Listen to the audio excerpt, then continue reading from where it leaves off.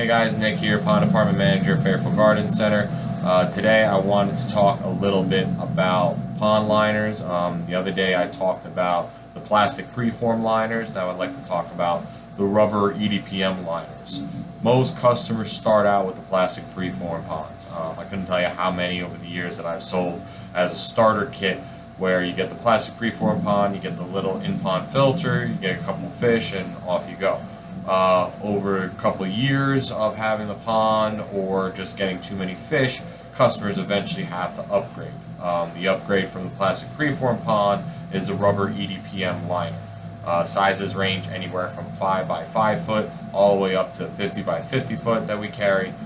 Any size that I don't carry, we can always special order to the garden center and you would pick it up on your own. The great thing about rubber liners is you can create whatever shape and size that you want. You want to go 100 feet one way and 20 feet the other way? Sure, why not? It's kind of whatever your imagination can think of. In this area, when you're doing a rubber liner, you should have at least 18 inches of depth for the fish to go down to the bottom in the wintertime. You can always go deeper. The deeper you go, the safer they'll be from predators, especially around here, the great blue heron.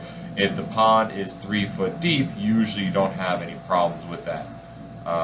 When you do the rubber liner, the initial install, you dig out the pond however shape and size that you want, and you take a piece of string and you go on the outside about a foot and you go through all the ins and outs, whatever it may be. That'll give you the width, and then you do the same thing for the length. Then you bring me those numbers, we can tell you exactly what you need, or give me just a roundabout measurement, the length by the width by the deepest part, and I can tell you what size liner that you would need. Simply enough, underliners go down first. That protects the liner from any sticks, rocks, roots, anything that can push through and puncture the liner.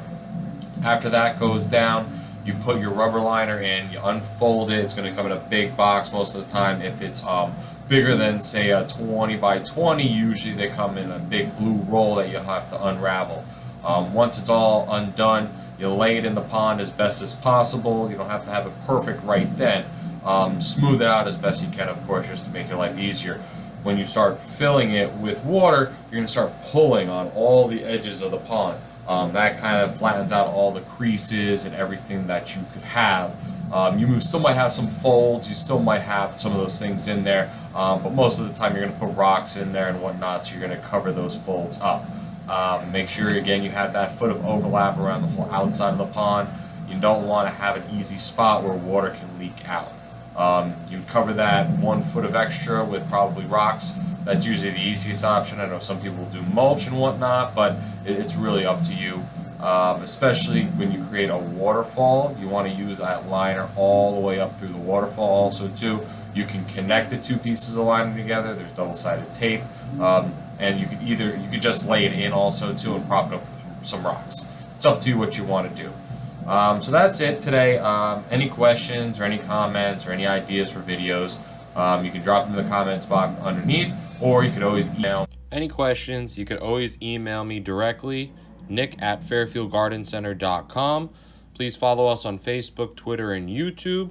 If you'd like to sign up for our emails for any special offers, please go to fairfieldgardencenter.com. Thanks and have a great day.